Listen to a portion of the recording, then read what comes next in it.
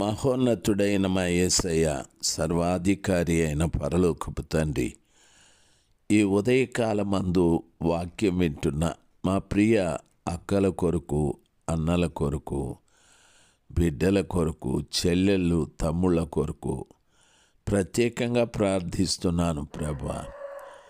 దినాలు దగ్గర పడుతూ ఉన్నాయి. పరలోక రాజ్యము సమీపిస్తూ ఉంది. మేమెక్కడికో వెళ్ళడం లేదు, మీ రాజ్యం వైపు నడుస్తూ ఉన్నాం. అయితే మీ వలె జీవించటానికి మాకు ఒక్కొక్కరికి కృప దయచేయండి. శాశ్వతమైన మీ ప్రేమను అర్థం చేసుకొని మీలో మేము స్థిరపడి బలపడుటకు కృప దయచేయమని యేసయ్య నామంలో ప్రార్థన చేసి ప్రభుల వారి పేరిట వేడుకుంటున్నాము తండ్రి. Amen, amen. డిసెంబర్ మాసం 30వ తారీఖు 2023 శనివారం. ప్రియులారా, అద్భుతకరుడైన దేవుని నామంలో మీ అందరికీ కూడా నా హృదయపూర్వకమైన ధన్యవాదాలు చెల్లించుకుంటున్నాను. నిన్నటి దినమున కూడా ఆ మొదటి రాజుల గ్రంథం 21వ అధ్యాయము 1, 2, 3 వచనాలలో అహాబుకి నాబోతుకి జరుగుతున్న సంభాషణ గురించి మీతో మాట్లాడుతూ ఉన్నాను.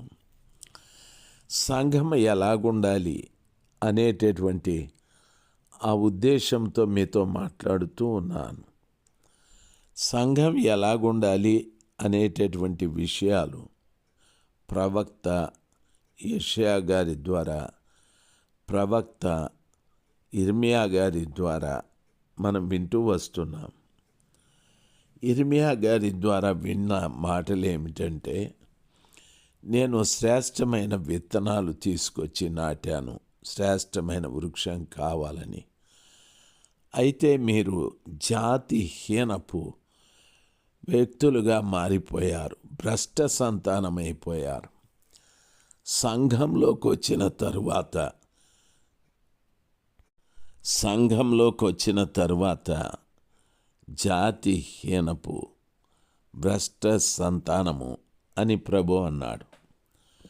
సంఘంలోకి వచ్చిన తరువాత దేవుడు ఈ రీతిగా పౌలు గారి ద్వారా మనతో మాట్లాడతారు.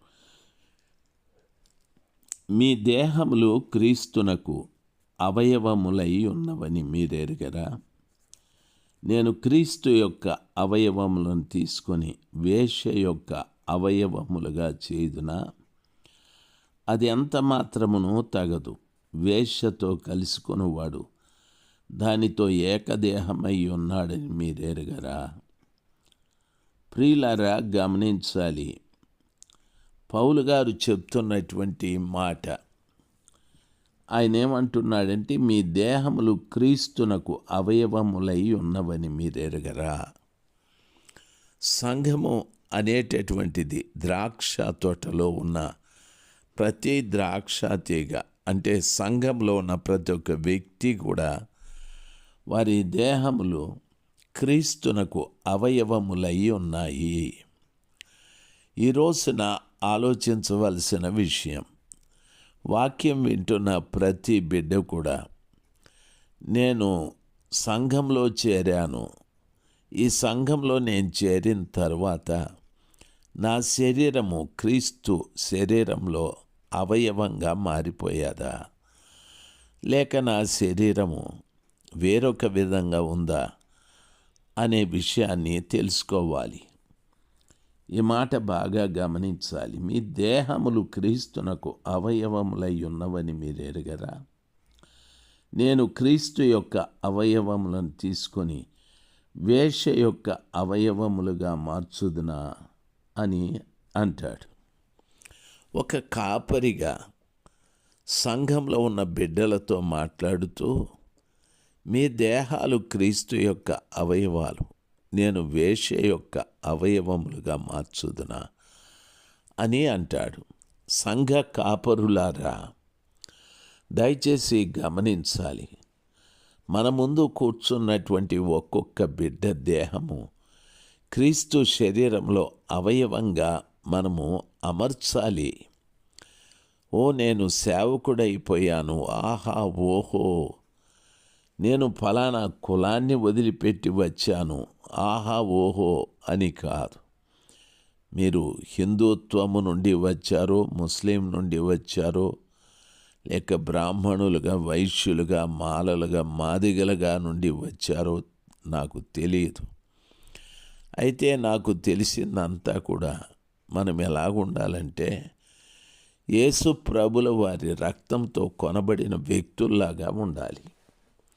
ఒక వస్తువు మనం షాపులోకి వెళ్ళి కొన్న తరువాత కొనిన వానికి సొంతం, కానీ అమ్మిన వానికి అధికారం ఏముంది?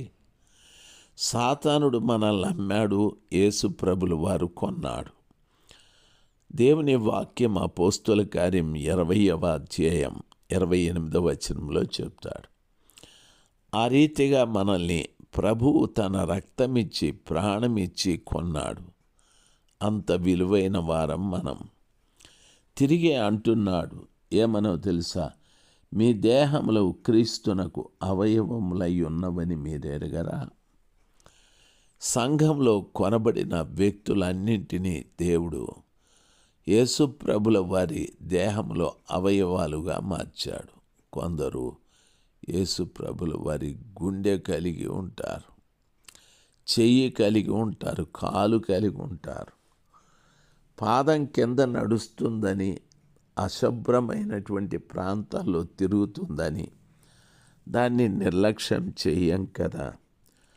ఆ పని చేసి చేతులు అశుభ్రమైపోయాయని దాన్ని మనము లెక్క చేయకుండా ఉండం కదా. అంత గొప్ప ఉద్దేశాలు, మాటలు మనం వింటున్నప్పుడు జాగ్రత్తగా, అయ్యో నేను క్రీస్తు శరీరంలో అవయవాన్ని, ఇప్పుడు నేను క్రీస్తు శరీరంలో అవయవాన్ని, అలాంటి నేను యేసు యొక్క నామమునను పరిశుద్ధాత్మ వలనను కడగబడ్డాం. ఆ రీతిగా కడగబడి ప్రభు పిల్లలైన మనము పరిశుద్ధపరచబడిన వారై నీతిమంతులుగా తీర్చబడి ఉన్నాం. ఆ రీతిగా మనలో పరిశుద్ధత, నీతి ఉందా ఆలోచించాలి. ఆ తరువాత యేసు ప్రభుల వారి శరీరంలో మనము అవయవంగా ఉన్నామా లేదా ఆలోచించాలి. అవయవము అంటే ఆ శరీరంలో ఉన్న ప్రతి అవయవము పనిచేస్తూనే ఉంటుంది. ఇప్పుడు సంఘంలోకి వచ్చిన ప్రతి బిడ్డ క్రీస్తు శరీరంలో అవయవాలంటే ప్రతి వారు పని చేయాలి. ఆ రీతిగా పని చేయకపోతే, పని చెయ్యని అవయవమునకు ఏమంటారో తెలుసా? పక్షవాతం వచ్చింది అంటారు. ఆ రీతిగా మన శరీరంలో,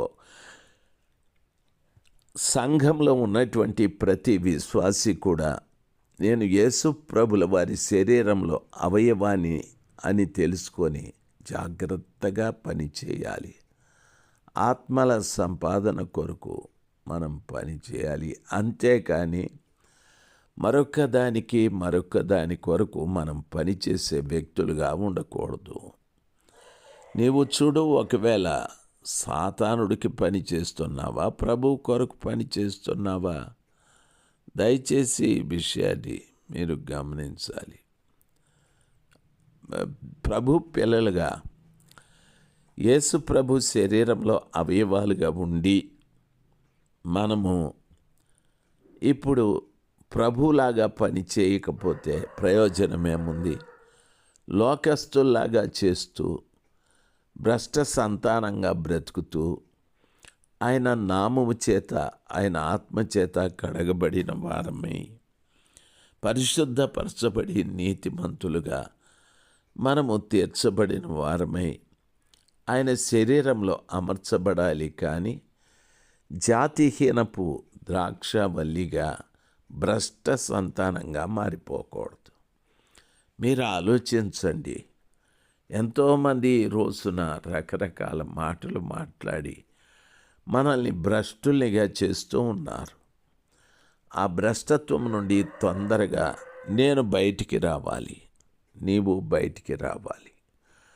ఆ రీతిగా రాకపోతే ఎంతకాలం నీ కులం పేరు చెప్పుకొని మీరు అక్కడ నుండి ఇక్కడ నుండి ఆత్మల్ని తెచ్చుకుంటారు.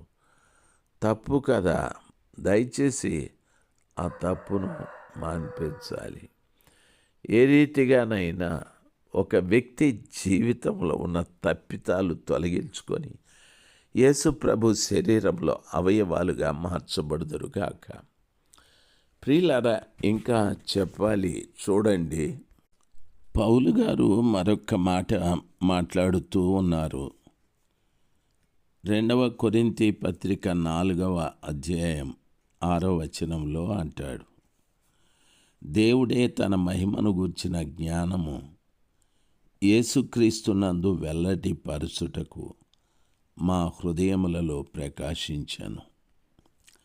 దేవుని సేవకుని హృదయంలో క్రీస్తునందు ఆ దేవుని మహిమ యొక్క జ్ఞానము యేసుక్రీస్తునందు వెల్లడిపరచాలి. బైబిల్ ఆ రీతిగా సెలవిస్తుంది. ప్రియులారా, మహిమను గూర్చిన జ్ఞానము యేసుక్రీస్తునందు వెల్లడిపరచుటకు మా హృదయములలో ప్రకాశించను గనుక మేము మమ్మును గూర్చి ప్రకటించుకొనుట లేదు గాని క్రీస్తు యేసును గూర్చి ఆయన ప్రభువనియు మమ్మును గూర్చి యేసు నిమిత్తము మేము మీ పరిచారకులమనియు ప్రకటించుకొనుచున్నాము. ప్రియులారా, మమ్మును గూర్చి మేము ప్రకటించుకోలేదు. యేసుక్రీస్తును గూర్చి ఆయన ప్రభువు అని మమ్మును గూర్చి మేము యేసు నిమిత్తం మేము మీ పరిచారకులమని ప్రకటించుకొనుచున్నామంటున్నారు. ఈరోజు చాలామంది వాళ్ళను గురించి చెప్పుకుంటున్నారు, ప్రభువును గురించి చెప్పడం లేదు. కారణం, వారికి జ్ఞానము లేక. ప్రభు వాక్యం ఆ రీతిగా సెలవిస్తుంది. కాబట్టి వాళ్ళను గురించి ప్రకటించుకునే వారి దగ్గర మీరుంటే ప్రయోజనమేముంది? ప్రభును గురించి ప్రకటించే వారి దగ్గరికి రావాలి. కానీ దేవుడు ఆ జ్ఞానమును మీకు ప్రసాదించునుగాక.